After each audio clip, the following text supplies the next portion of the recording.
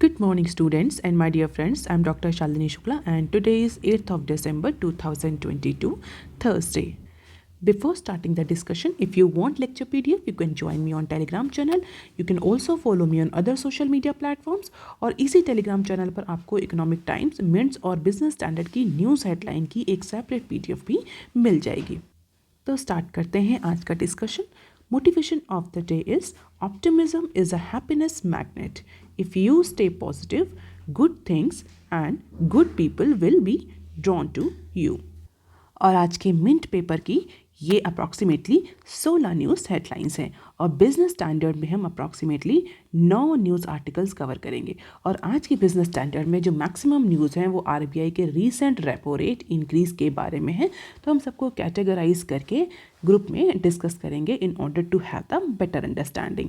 अब देख लेते हैं article number 1 that is given on page number 1 of business standard. और इसके ही साथ हम पेज नंबर 4 पर दिया हुआ एक और आर्टिकल भी कवर करेंगे जो कि आरबीआई की मॉनेटरी पॉलिसी रेट हाइक से रिलेटेड है. तो देख लेते हैं पहला आर्टिकल क्या है. RBI increases repo rate by 35 BPS hints at more hikes.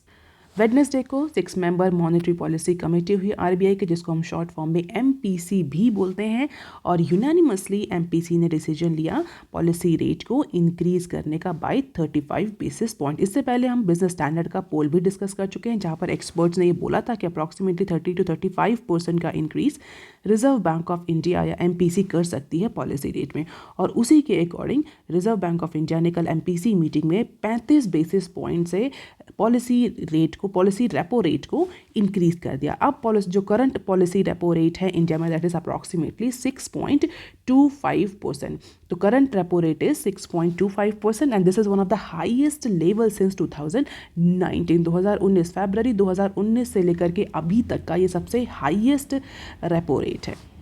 और इस इंक्रीज़ के बाद अभी तक अगर हम देखें तो मई से आरबीआई या एमपीसी 225 बीपीएस का इंक्रीज़ कर चुकी है मॉनेटरी पॉलिसी और पॉलिसी रेपो रेट में. और इसका सीधा रीज़न यही है कि जिस तरीके से इन्फ्लेशन बढ़ रही है उससे इकोनॉमी को गार्ड करने के लिए, उससे इकोनॉमी को सेव करने के लिए आरबीआई कंटिन्यूअसली पिछले कुछ एमपीसी मीटिंग में कंटिन्यूअसली रेपो रेट को हाई कर रही है. और आरबीआई का ये भी मानना है कि आगे भी फर्दर हाइक्स हो सकते हैं क्योंकि जो अभी इन्फ्लेशन है, जो रिटेल इन्फ्लेशन है, कोर इन्फ्लेशन है, वो अभी भी आरबीआई की टॉलरेंस लिमिट में नहीं आई है. What is the RBI's tolerance limit in case of inflation, आप मुझे कमेंट सेक्शन में लिख करके बता सकते हैं. तो इसी वजह से जो आरबीआई के गवर्नर है मिस्टर शक्तिकांता दास, उन्होंने बोला है कि अभी इन्फ्लेशन के अगेंस्ट जो बैटल है वो कंटिन्यू है और आगे आने वाले टाइम में प्रॉबेबली मॉनेटरी पॉलिसी कमेटी और ज़्यादा पॉलिसी रेट हाइक पर जा सकती है.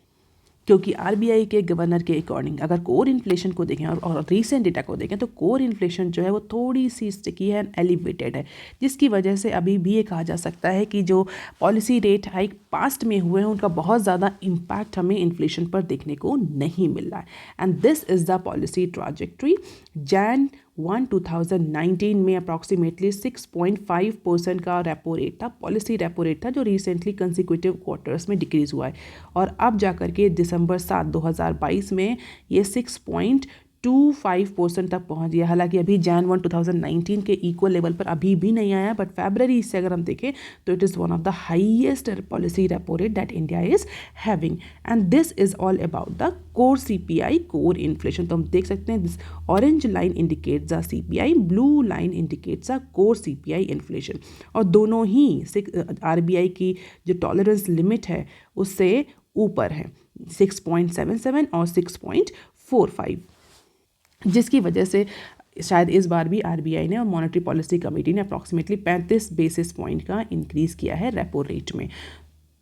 और इसके अलावा आरबीआई के कुछ और अपने ऑब्जर्वेशंस भी हैं. आरबीआई के अकॉर्डिंग जो जीडीपी ग्रोथ है दैट इज़ रेजिलिएंट, उसका बहुत ज़्यादा इम्पैक्ट जो इकोनॉमिक रिसेशन है, एक्सटर्नल इकोनॉमिक रिसेशन है, ग्लोबल इकोनॉमिक रिसेशन है, उसका बहुत ज़्यादा इम्पैक्ट इंडियन इकोनॉमी पर नहीं देखने को मिलेगा. लेकिन जो इन्फ्लेशन है वो अभी भी हमारे पीछे है, यानी अभी भी हमारे लिए एक चैलेंज है. और उसको ओवरकम करना बहुत ज़रूरी है। अगर टाइम पड़ा तो प्रॉब्ली आरबीआई जो है वो लिक्विडिटी भी इंजेक्ट करेगी इन द इकॉनमी। अगर इन्फ्लेशन कंट्रोल के मेजर से लिक्विडिटी जो है वो क्रैश करती है तो RBI in future liquidity injection या लिक्विडिटी इंजेक्ट भी कर सकती है। और in comparison to other counterpart economy, जो इंडियन रुपी है वो अभी फ़िलहाल के लिए रिजिलियंट है, स्टेबल है in comparison to the other emerging market economies. CAD जो है वो अभी भी मैनेजेबल पेस में है या मैनेजेबल लिमिट में है। All these are the important observations by MPC. अब देख लेते हैं नेक्स्ट क्लिप, जो कि पेज नंबर 4 पर दी हुई है। Markets braces for extended rate hike cycle. तो रिजर्व बैंक ऑफ इंडिया के जो डिप्टी गवर्नर हैं मिस्टर माइकल पात्रा, उन्होंने वेडनेसडे को बोला है कि अगर हम आरबीआई के पिछले प्रीवियस हाइक्स को देखें तो वो अप्रॉक्सीमेटली 50 बेसिस पॉइंट के थे, और इस बार का जो वेडनेसडे का हाइक है वो 30 बीपीएस का। इसका मतलब ये हुआ कि प्रॉबेबली जो एमपीसी है, रिजर्व बैंक ऑफ इंडिया है, वो अपनी जो मॉनेटरी पॉलिसी टाइटनिंग का जो एक्सटेंट है उसको थोड़ा सा रिड्यूस कर रही। इट मीन्स पहले और ज़्यादा एग्रेसिवली पॉलिसी रेट हाइक हो रहे थे, बट अब जो मॉनेटरी पॉलिसी कमेटी के जो डिसीजंस हैं उसके अकॉर्डिंग इतना एग्रेसिव पॉलिसी रेट हाइक नहीं दिख रहा है। जो प्रीवियस वेडनेसडे के पहले के जो रेट हाइक्स थे उसमें आरबीआई ने अप्रॉक्सीमेटली हर बार 50 बेसिस पॉइंट का इंक्रीज किया है, and this time RBI has announce the 35 basis point increase in repo rate and make it approximately 6.25% on Wednesday.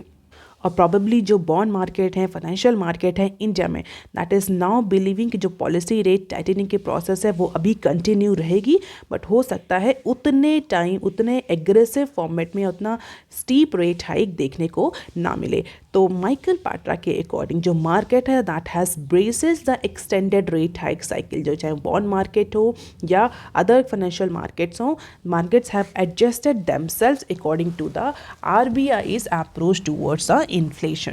क्योंकि अगर हम 10 ईयर्स के बॉन्ड को देखें तो 10 years bond yield rose past the psychologically significant, that is 7.3% mark on Wednesday before easing back to close to 7.27%। तो Wednesday के trading session में जो 10 साल के जो बॉन्ड होते हैं, 10 ईयर्स के जो बॉन्ड हैं, उनकी जो यील्ड वो अप्रॉक्सीमेटली 7.30 तक पहुंच गई थी after this increase of policy repo rate by RBI. Later on closing होते होते वो उसने अप्रॉक्सीमेटली 7.27 का यील्ड रजिस्टर किया। तो कहीं ना कहीं जो मार्केट है, फाइनेंशियल मार्केट है, that is absorbing this approach of reserve Bank of India कि जो पॉलिसी टाइटनिंग है वो अभी कुछ टाइम तक चलेगी। प्रॉबेबली जो रेट हाइक है वो उतना एग्रेसिव ना हो। And this is the comparison given on the bond market कि जो 3 मंथ के, 6 मंथ के, 1 साल के, 5 साल के, 10 साल के और 30 साल के जो गवर्नमेंट सिक्योरिटीज़ हैं, जो गवर्नमेंट बॉन्ड्स हैं, उनका प्री पॉलिसी यानी पॉलिसी रेट हाइक से पहले क्या यील्ड था और पोस्ट पॉलिसी रेट हाइक क्या यील्ड रहा है और कितना बीपीएस का चेंज आया। तो बेसिकली जो यहाँ पर हमारे आरबीआई के डिप्टी गवर्नर है, उनका ये कहना है कि market is absorbing the approach of reserve Bank of India accordingly. अब देख लेते हैं article number 3 that is given on page number 6 of business standard, और इसके page number 4 of business standard, और इसके ही साथ हम पेज नंबर 4 पर दिया हुआ एक और आर्टिकल भी कवर करेंगे, e com investment via UPI to be easier. तो apart from increasing the monetary policy rate, Reserve Bank of India on Wednesday have also announced that the capabilities of Unified Payment Interface, that is UPI, is going to increase by the introduction of single book and multiple debit functionality। तो कल reserve Bank of India ने UPI में ये एक special functionality, single block multiple debit functionality का एक जो function है वो यूपीआई में अनाउंस किया रिजर्व बैंक ऑफ इंडिया ने। और इस फंक्शनैलिटी के बाद ऐसा कहा जा रहा है कि दिस पर्टिकुलर फंक्शनैलिटी और this particular feature in UPI will enable the customer और will empower the customer to block funds from the specific purpose and enable a payment to a particular merchant by his or her bank account। तो basically जो ये single block और multiple debit functionality है, इसके आने के बाद UPI में जो कस्टमर है वो एक पर्टिकुलर मर्चेंट के अगेंस्ट पेमेंट मैंडेट को कर सकता है, जबकि बाकी जो फंड्स हैं, जो बाकी जो डेबिट्स हैं, मल्टीपल डेबिट्स हैं, उनको ब्लॉक कर सकता है अपने अकाउंट से, बैंक अकाउंट से, which can be debited whenever needed. So this functionality will enable a payment mandate against a merchant by blocking funds from a specific purpose in his or her bank account, which can be debited whenever needed. तो सीधी भाषा में बोल रहे हैं कि अगर bank account में पैसा है कस्टमर के, तो कस्टमर जो है उस पैसे को सेव करके रख सकता है फॉर स्पेसिफिक पर्पस। जैसे कि अगर उस बैंक अकाउंट से अदर कोई ट्रांजैक्शंस कस्टमर कर रहा है तो वो पैसा डेबिट नहीं होगा। क्यों? क्योंकि कस्टमर ने वो पैसा एक स्पेसिफिक मर्चेंट के लिए सेव करके रख रखा है। तो जिससे जो बाउंस होते हैं पेमेंट्स, स्पेशली जो ऑटो डेबिट पेमेंट्स बाउंस होते हैं, उनका रेट जो है वो रिड्यूस होगा। इसके अलावा Bharat bill payment system BBPS will also allow the customers to have a wide variety of RDs और नॉन RDs पेमेंट्स, रिकरिंग और non recurring payments. Recurring payment जो कि फ्रीक्वेंटली कुछ टाइम पीरियड में बार बार होते हैं, नॉन रिकरिंग जो कि वन टाइम पेमेंट्स होते हैं। In simple language, recurring payments happens again and again on a particular period of time, repeated payments जिनको हम बोल सकते हैं। और नॉन रिकरिंग जो कि वन टाइम पेमेंट्स होते हैं किसी पर्टिकुलर ट्रांजैक्शन के। तो RBI का ये मानना है कि जो ये single block and multiple debit feature UPI में आया है, this feature have multiple uses in various segment. जैसे कि ई-कॉमर्स ट्रांजैक्शन में इसका यूज़ हो सकता है, सेकेंडरी मार्केट में इन्वेस्टमेंट के लिए इसका यूज़ हो सकता है, गवर्नमेंट सिक्योरिटीज़ के परचेज के लिए इसका यूज़ हो सकता है through RBI's retail direct scheme. तो RBI के अकॉर्डिंग ये जो फंक्शनैलिटी है UPI में, this is very useful, and for this reserve Bank of India has issued the instruction to NPCI. NPCI stands for National Payment Corporation of India, जो कि UPI को run करती है, मैनेज करती है ये entity. I hope many of you might be knowing कि NPCI जो है that runs and manage the UPI। तो NPCI को इंस्ट्रक्शंस दे दिए गए हैं इस फंक्शनैलिटी को शॉर्टली अवेलेबल कराने के लिए ऑन यूजर इंटरफेस। और ऐसा RBI का मानना है कि ये फंक्शनैलिटी जो है बहुत इंपॉर्टेंट रोल प्ले करेगी for building the framework for blocking money for secondary market trades and a mechanism called application supported by block amount ASBA, जिससे कस्टमर एक स्पेसिफिक पर्पस के लिए, स्पेसिफिक ट्रांजेक्शन के लिए अपने अमाउंट को ब्लॉक कर पाएगा फॉर स्पेसिफिक मर्चेंट, और जो कि लेटर ऑन कभी भी किसी भी टाइम पीरियड में उसको डेबिट किया जा सकता है। and who can keep debiting from same blocked amount until it is get exhausted। तो एक बहुत ही empower करने वाली फंक्शनैलिटी जो है वो कस्टमर को दी गई है through this single block and multiple debit functionality. तो मर्चेंट को अलाउ हो जाएगा, स्पेसिफिक मर्चेंट को उस स्पेसिफिक अमाउंट से डेबिट करना जितना कस्टमर ने एलोकेट किया, जितना कस्टमर ने ब्लॉक किया है। और डेफिनेटली जैसा कि हमने डिस्कस भी किया है कि बहुत सारे अदर सेकेंडरी मार्केट और इन्वेस्टमेंट MNDOs में हेल्प करेगा। What is the possible limit for secondary market purchase? Possible limit is 5 lakh. E-commerce के लिए 2 लाख की लिमिट है, और e-commerce transaction for merchant in unverified categories 1 lakh limit है। तो यानी अब आप एलोकेट कर सकते हैं, अपना फंड ब्लॉक कर सकते हैं अपने बैंक में, और वो फंड एक स्पेसिफिक पर्पस के लिए ही डेबिट होगा, किसी और अदर पर्पस के लिए उस फंड से कोई भी डेबिट ट्रांजैक्शन नहीं हो सकता है। अब देख लेते हैं next clip, working on keeping e-rupee transactions anonymous. तो CBDC का W और CBDC का जो R का जो पायलट स्टडी चल रही है, W stands for wholesale price market, wholesale market, और R stands for retail market. तो जो पायलट स्टडी चल रही है उसमें रिजर्व बैंक ऑफ इंडिया बहुत सारे मॉडिफिकेशन भी कर रहे हैं, कई सारे कस्टमर्स को, कई सारे सिटीज़ ने, कई सारे कस्टमर्स को, बैंक्स को भी इन्वॉल्व किया जा रहा है इस प्रोसेस में। Now reserve Bank of India is exploring the possibility of और द टेक्नोलॉजिकल पॉसिबिलिटी और technological solution for keeping all the retail transaction. Minded student, retail transaction, here we are not talking about the wholesale transaction, retail transaction जिसकी pilot testing 1st of November से start हुई है। So now Reserve Bank of India is actually pondering over or thinking about or finding out or exploring the technological solutions to keep the retail transactions using e-rupee anonymous. तो जो e-rupee में जो transactions हो रहे हैं, जो pilot study में जो यूजर्स पार्टिसिपेट कर रहे हैं, फिलहाल के लिए उनके ट्रांजेक्शन्स को एनोनिमस करने के लिए reserve Bank of India technological solutions ढूंढ रही है। और टेक्नोलॉजिकल सॉल्यूशंस के अलावा इसके लिए लीगल जो फैसिलिटीज़ हैं, जो लीगल चैलेंजेस हैं, जो लीगल प्रोविजंस हैं, उसको भी एक्सप्लोर करेगी रिजर्व बैंक ऑफ इंडिया। तो बेसिकली रिटेल ट्रांजैक्शन में रिजर्व बैंक ऑफ इंडिया का एक एम ये है कि उसको जो अदर डिजिटल करेंसीज़ हैं या क्रिप्टो करेंसीज हैं उनकी तरह ही एनोनिमिटी प्रोवाइड करी जाए CBDC को, जो कि एक बहुत ही कॉमन फीचर है क्रिप्टो करेंसी का।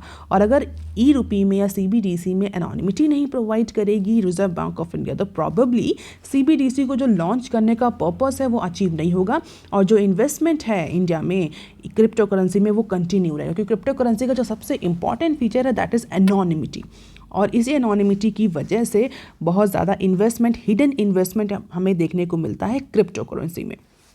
तो रिजर्व बैंक ऑफ इंडिया भी अब इस तरह के फीचर्स को फाइंड आउट करने की कोशिश करेगी कि क्या रिटेल ट्रांजैक्शन में एनोनिमिटी को इंश्योर किया जा सकता है थ्रू टेक्नोलॉजिकल सॉल्यूशंस और legal provisions, and it will weigh its options as things evolve but will ensure the anonymity of the transactions up at a certain limit. तो कोई ऐसा नहीं कि बिल्कुल अनलिमिटेड जो ट्रांजैक्शंस हैं वो एनोनिमस रहेंगे, एक सर्टन लिमिट तक रिजर्व बैंक ऑफ इंडिया जो है वो ट्रांजैक्शंस को एनोनिमस कर पाएगा, just like the cash transactions. तो अदर क्रिप्टो करेंसीज और फिजिकल करेंसीज के फीचर्स को इम्बाइब करने के लिए reserve Bank of India probably कई सारे ऑप्शंस एक्सप्लोर कर रही है। अब देख लेते हैं article number 5 that is given on page number 5 of business Standard. Consumer facing firms see no immediate impact of rate hike. तो बेसिकली जो ये सेक्शन है इसमें रिजर्व बैंक ऑफ इंडिया और MPC की जो पॉलिसी रेट हाइक है उसके इम्पैक्ट को डिस्कस किया गया है। यहाँ पर भी हम दो न्यूज़ कवर करेंगे।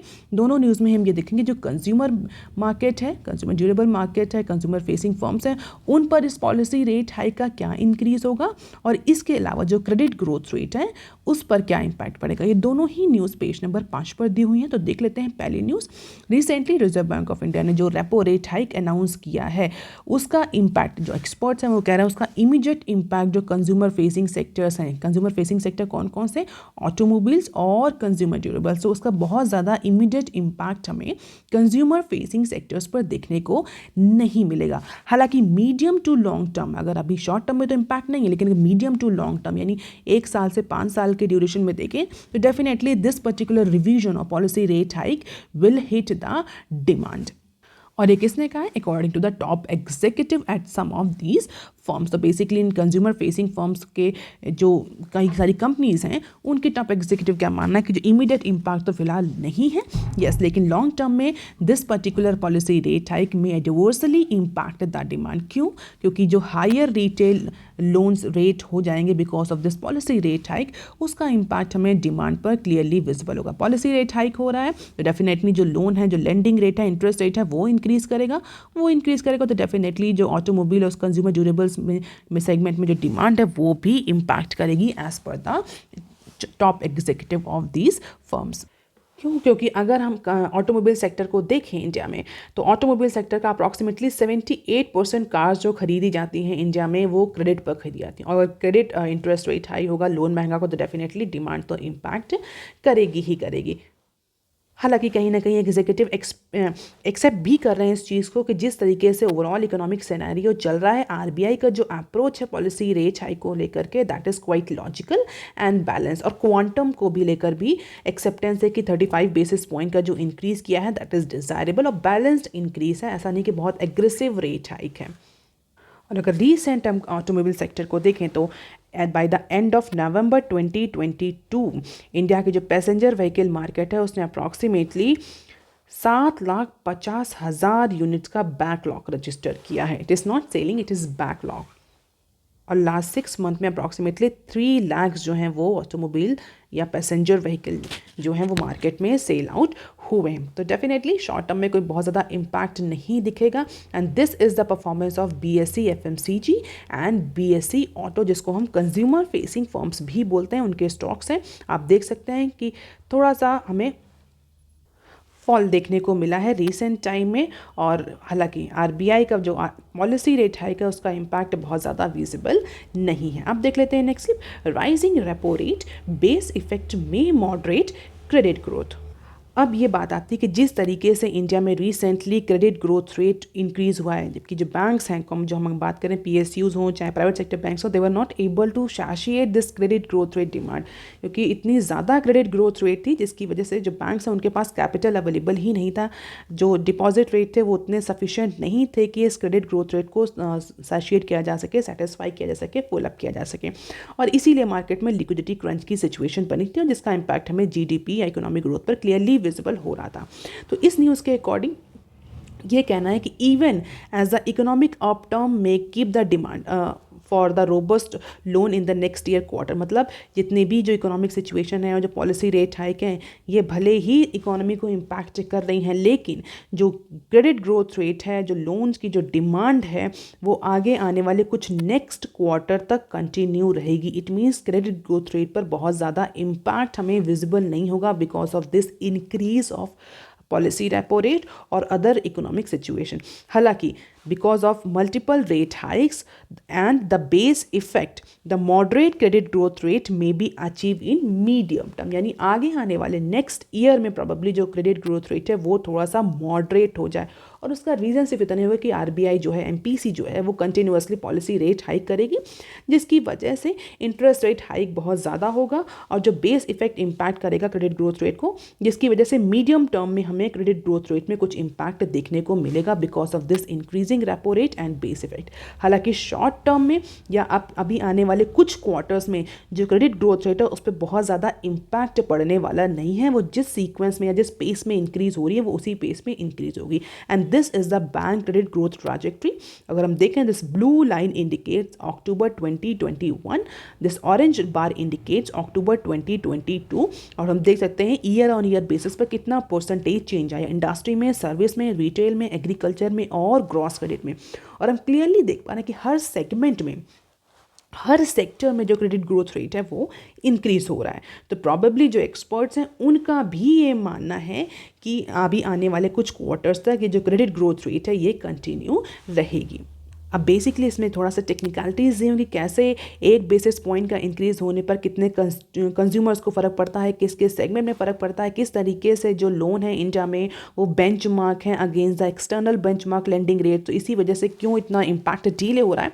If you are interested in this technicalities you can read this article in detail, otherwise जो की पॉइंट्स हैं वो हमने डिस्कस कर लिए हैं। अब देख लेते हैं some other news clips. Centre open to broaden package for VI revival. कल की न्यूज़ एनालिसिस में हमने डिस्कस किया था कि वोडाफोन आइडिया के रिवाइवल के लिए जो सेंटर ने जो प्लान, जो रिवाइवल प्लान, जो बेल आउट प्लान डिसाइड किया था उसमें थोड़ा सा डीले हो रहा है। But as per the recent information the government is open to the idea of comprehensive package for the survival and revival of VIL। It means जो पहले प्लान था उससे भी ज़्यादा ब्रॉड प्लान या बहुत ज़्यादा बड़ा प्लान गवर्नमेंट लाने को तैयार है, beside what it has offered under the relief package for telecommunication companies. जहाँ पर अपने ड्यूज़ को वो इक्विटी में कन्वर्ट करने के लिए उसने ऑफर किया था for the available option by debt and debt ridden telecommunication companies के लिए जो उसने इक्विटी में ड्यूज़ को इक्विटी में टर्न अप करने का जो ऑफर दिया था, not only to Vodafone Idea but other companies also. फिलहाल गवर्नमेंट का ये कहना है कि गवर्नमेंट इस पर्टिकुलर प्लान से ज़्यादा या ब्रॉडर प्लान भी ऑफर कर सकती है, more specifically to VIL। But government की एक कंडीशन यहाँ पर है कि गवर्नमेंट ब्रॉडर पैकेज तो ऑफर करेगी, बट लेकिन जो कंपनी के प्रमोटर्स हैं, जो टेलीकम्युनिकेशन कंपनीज के जो एग्जिस्टिंग प्रमोटर हैं, more specifically in case of VI Aditya Birla group के जो प्रमोटर्स हैं, वोडाफोन PLC के जो प्रमोटर हैं, उनको इस पर्टिकुलर कंपनी में एडिशनल फंड लाना पड़ेगा, नए इन्वेस्टर्स को लाना पड़ेगा, तब गवर्नमेंट इस पर्टिकुलर कंपनी के रिवाइवल के लिए और ब्रॉड पैकेज अनाउंस कर सकते। तो सीधे गवर्नमेंट का ये अप्रोच है कि हम तभी पैसा देंगे जब आप अपना पैसा लगाने के लिए तैयार हैं। हम सिर्फ एक डूबती कंपनी को पैसा इसलिए नहीं देंगे कि बाद में उसका पैसा प्रमोटर्स ले लें, उसको बैंकरप्ट अनाउंस करके। अगर इन्वेस्टर्स प्रमोटर्स रेडी हैं इस पर्टिकुलर कंपनी में पैसा लगाने के लिए, एडिशनल इन्वेस्टमेंट के लिए, कंपनी को रिवाइव करने के लिए, then only government will give this broader package for revival. So let us see finally क्या डिसीजन होता है। अब देख लेते हैं next clip. DIPAM receive 167 queries for IDBI bank. IDBI bank में हम सभी को पता है, हमने कई बार डिस्कस भी किया है, अप्रॉक्सीमेटली 60% का जो गवर्नमेंट का शेयर है, गवर्नमेंट का शेयर मतलब सेंट्रल गवर्नमेंट, और एलआईसी का जो शेयर है वो ऑफलोड हो रहा है, और इसके लिए गवर्नमेंट ने एक्सप्रेशन ऑफ इंटरेस्ट भी अनाउंस किया है। हालांकि बहुत ज़्यादा कन्फ्यूजन था इसको लेकर के, बट रिसेंटली गवर्नमेंट ने फॉरेन इन्वेस्टमेंट को लेकर के, स्टेक होल्डिंग को लेकर के, प्रोसेस को लेकर के कई सारे जो लीगल हर्डल्स हैं उन सबको क्लैरिफाई किया है, रिमूव किया है। But as per the recent information, DIPAM stands for Department of Investment and Public Asset Management, has received approximately 167 queries from at least 9 to 10 potential serious bidder about the proposed stake sale and transfer of management control in IDBI। और कहीं ना कहीं जो ये 167 applications या queries receive हुई हैं, कहीं ना कहीं ये इंडिकेट कर रही हैं कि इस प्रपोज ट्रांजैक्शन के लिए इन्वेस्टर्स में स्ट्रॉन्ग डिमांड है। अभी अप्रॉक्सीमेटली 150 या हम बोल सकते हैं 200 के आसपास की क्वेरीज रिसीव हुई हैं for IDBI privatisation and disinvestment. ये तो अभी इनिशियल मूव है, आगे एक्चुअली में कितने जो इन्वेस्टर्स हैं वो टर्न अप होते हैं, but this query number indicating a strong interest among the investors. अब देख लेते हैं next step. Government seeks info from embassy on Iran barring rice and tea imports. Recently ऐसा जो डेटा है वो इंडिकेट कर रहा है कि ईरान के जो इम्पोर्टर्स हैं, जो ईरान के जो बायर्स हैं, जो इंडिया से राइस और टी को इंपोर्ट करते हैं, फ़िलहाल के लिए उन्होंने इंडिया से राइस और टी इंपोर्ट करना बंद कर दिया है। और इसीलिए गवर्नमेंट ऑफ इंडिया ने department of commerce, agriculture ministry और जो डिप्लोमेटिक मिशन है तेहरान में, उनसे रिक्वेस्ट करी है, उनसे बोला है कि आप इस पर्टिकुलर इशू पर अप्रेस करें, गवर्नमेंट को इन्फॉर्मेशन दें, गवर्नमेंट को इन्फॉर्म करें कि why this is happening, why Iranian buyers have stopped importing rice and tea from India। क्योंकि इंडियन एक्सपोर्टर्स ने फिलहाल के लिए भी कंप्लेन करी गया, गवर्नमेंट को इन्फॉर्म किया है कि जो टी और राइस, हाई क्वालिटी के जो टी और राइस जो बेसिकली ईरान में एक्सपोर्ट किए थे, अभी फ़िलहाल के लिए लास्ट वीक से ईरान ने उसका इंपोर्ट बंद कर दिया है। And as of now there has been no confirmation from the authorities and the response from the embassy in Tehran. और इंडिया के लिए जो रिस्ट्रिक्शन है, जो ईरान ने जो इंपोर्ट बंद किया है, इंडिया के लिए बहुत बिग कंसर्न है। क्यों? क्योंकि ईरान जो है वो इंडिया से हाई क्वालिटी की बहुत ज़्यादा ऑर्थोडॉक्स टी और राइस जो है वो बिग क्वांटिटी में इंपोर्ट करता है। क्योंकि अगर हम देखें आसाम की जो ऑर्थोडॉक्स टी है, that goes to Iran in very high volume, that is why it is very important and big concern for Indian exporter and Indian government. अब देख लेते हैं next, foreign regulators should respect our credibility Das. तो जिस तरीके से ESMA ने और इंग्लैंड की जो रेगुलेटरी अथॉरिटीज़ हैं, उन्होंने जिस तरीके से इंडिया की कई सारी फाइनेंशियल फर्म्स को, एडिटिंग फर्म्स को डी रिकॉग्नाइज़ किया है, डोमेस्टिक क्लियरिंग हाउस को डी रिकॉग्नाइज़ किया हुआ है, उसको देखते हुए हमारे जो आरबीआई गवर्नर हैं मिस्टर शक्तिकांता दास, उन्होंने क्लियरली बोला है कि इंडिया इस पर्टिकुलर आस्पेक्ट पे कभी भी नहीं झुकेगा, और इट इज़ नेसेसरी और it is important for overseas regulator to appreciate the credibility of Indian rules. उनके लिए हम अपने रूल्स को, अपने डोमेस्टिक लॉ को, land of law of the land को हम चेंज नहीं करेंगे।